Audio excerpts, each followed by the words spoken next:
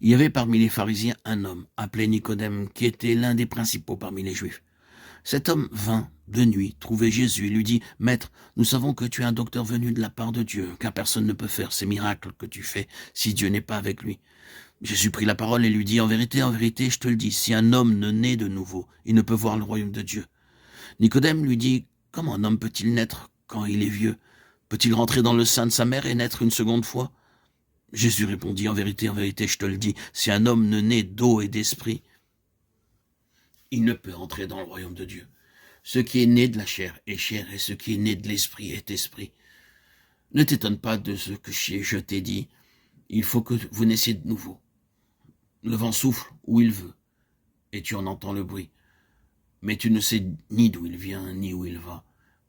Il en est de même de tout homme qui est né de l'esprit. » Nicodème reprit, « Comment cela peut-il se faire ?» Jésus lui répondit, « Tu es le docteur d'Israël et tu ne sais pas ces choses?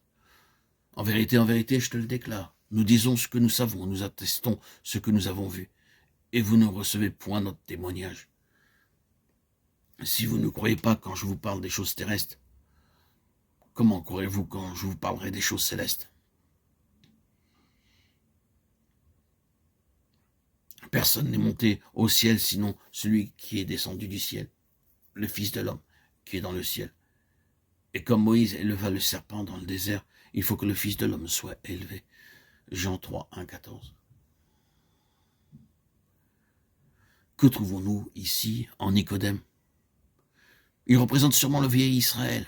Il est un membre de la secte des pharisiens qui prétendent être les véritables représentants d'Israël. Il est un des chefs des Juifs. Il représente donc réellement Israël. Il est un fils d'Abraham selon la chair. Il personnifie donc la postérité d'Abraham. Et que lui dit Jésus?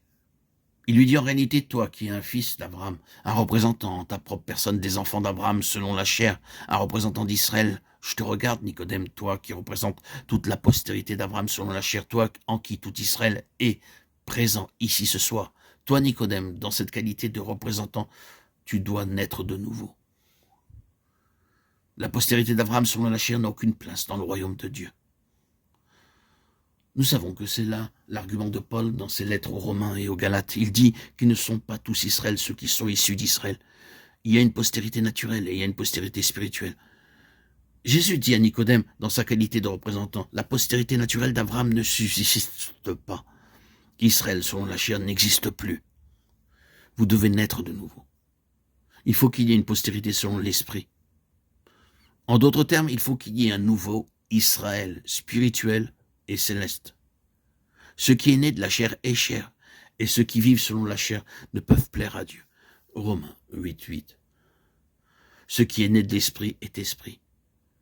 Ne t'étonne pas de ce que je t'ai dit, il faut que vous naissiez de nouveau.